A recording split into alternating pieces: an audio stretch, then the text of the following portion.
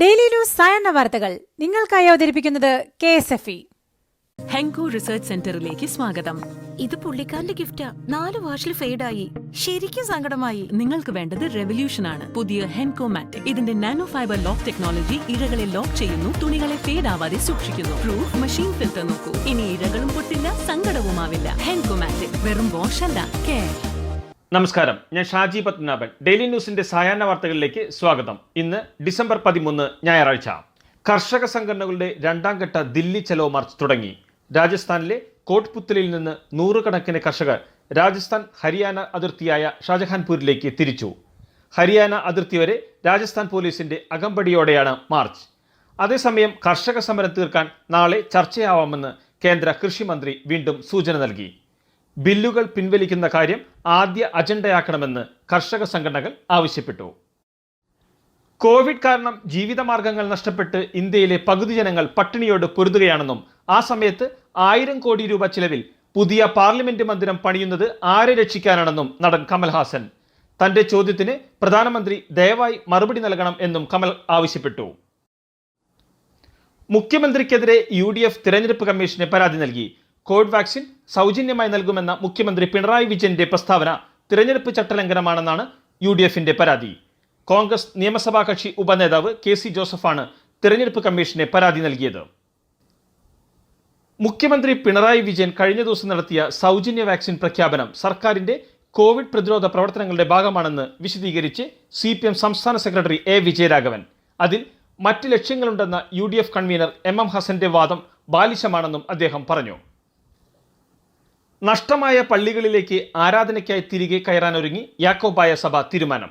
മുളന്തുരുത്തി പള്ളിയിലും Kayamkulam Kattachira saint Mary's പള്ളിയിലും എത്തിയ യാക്കോബായ വിശ്വാസികളെ പോലീസ് തടഞ്ഞു. അതേസമയം പ്രതിഷേധിക്കാനാണ് യാക്കോബായ സഭ തീരുമാനമെങ്കിൽ നിയമവഴി സ്വീകരിക്കുമെന്ന് ഓർത്തഡോക്സ് സഭ. മുസ്ലിം ലീഗ് നേതാവ് MC മായിൻ ഹാജിക്കും മകനുമെതിരെ ദുബായിൽ ചെക്ക് കേസ്. 5 കോടി രൂപ തട്ടിപ്പ് നടത്തിയെന്ന് കാണിച്ചാണ് കണ്ണൂർ സ്വദേശിയായ പ്രവാസി മായിൻ ഹാജിക്കെതിരെ പരാതി നൽകിയത്.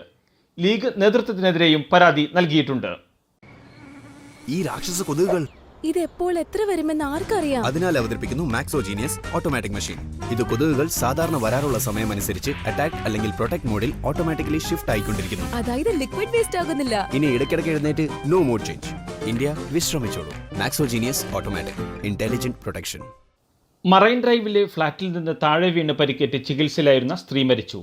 തമിഴ്നാട് സ്വദേശി കുമാരിയാണ് മരിച്ചത്. കഴിഞ്ഞ ശനിയാഴ്ച രാവിലെ മറൈൻ ഡ്രൈവിലെ ലിങ്ക് ഹൊറൈസൺ ഫ്ളാറ്റിന്റെ 6ാം നിലയിൽ നിന്ന് സാരിയിൽ തൂങ്ങി താഴേക്ക് ചാടുകയായിരുന്നു. TRP തട്ടിപ്പ് കേസിൽ റിപ്പബ്ലിക് TV CEO വികാസ് ഖൻചന്ദാനിയെ മുംബൈ പോലീസ് അറസ്റ്റ് ചെയ്തു. TRP തട്ടിപ്പ് കേസിൽ പോലീസ് അറസ്റ്റ് ചെയ്യുന്ന 13ാമത്തെ പ്രതിയാണ് വികാസ്. ഡോക്ടർ കഫീൽ ഖാനെ വിട്ടയച്ച അലഹബാദ് ഹൈക്കോടതി വിധി ചോദ്യം ചെയ്ത് UP സർക്കാർ സുപ്രീം കോടതിയെ സമീപിച്ചു. പൗരത്വ നിയമ ഭേദഗതിയുമായി ബന്ധപ്പെട്ട് പ്രകോപനപരമായി സംസാരിച്ചുവെന്നാരോപിച്ച് ദേശീയ സുരക്ഷാ നിയമപ്രകാരം UP സർക്കാർ ജയിലിലാക്കിയ ഡോക്ടർ കഫീൽ ഖാൻ കുറ്റക്കാരനല്ലെന്ന് കണ്ടെത്തി സെപ്റ്റംബർ 1 അലഹബാദ് ഹൈക്കോടതി ഉത്തരവിട്ടത്. പൊതുമേഖലയിൽ 10 വർഷം സേവനം ചെയ്യാൻ തയ്യാറാകാത്തവർ 1 കോടി രൂപ പിഴ നൽകണമെന്ന് PG മെഡിക്കൽ വിദ്യാർത്ഥികളോട് ഉത്തർപ്രദേശ്. പഠനം പൂർത്തിയായ ശേഷം സർക്കാർ മേഖലയിൽ പ്രവർത്തിക്കാൻ തയ്യാറല്ലാത്തവരോടാണ് ഉത്തർപ്രദേശിന്റെ മുന്നറിയിപ്പ്. ഇന്ത്യയിലെ വിവിധയിടങ്ങളിൽ ഭീകരാക്രമണം നടത്താനുള്ള പദ്ധതി ഇന്റലിജൻസ് വിഭാഗം തകർത്തു.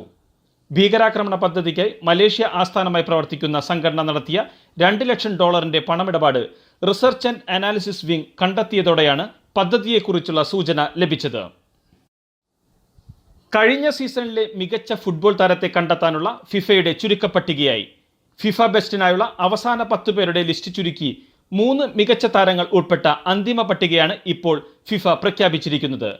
യുവൻസിന്റെ പോർച്ചുഗൽ താരം ക്രിസ്ത്യാനോ റൊണാൾഡോ, ബാഴ്സലോണയുടെ അർജന്റീന താരം ലയണൽ മെസ്സി, ബയൺ മ്യൂണിക്കിന്റെ പോളണ്ട് താരം റോബർട്ടോ ലെവൻഡോവ്സ്കി എന്നിവരാണ് പട്ടികയിൽ ഇടം നേടിയത്.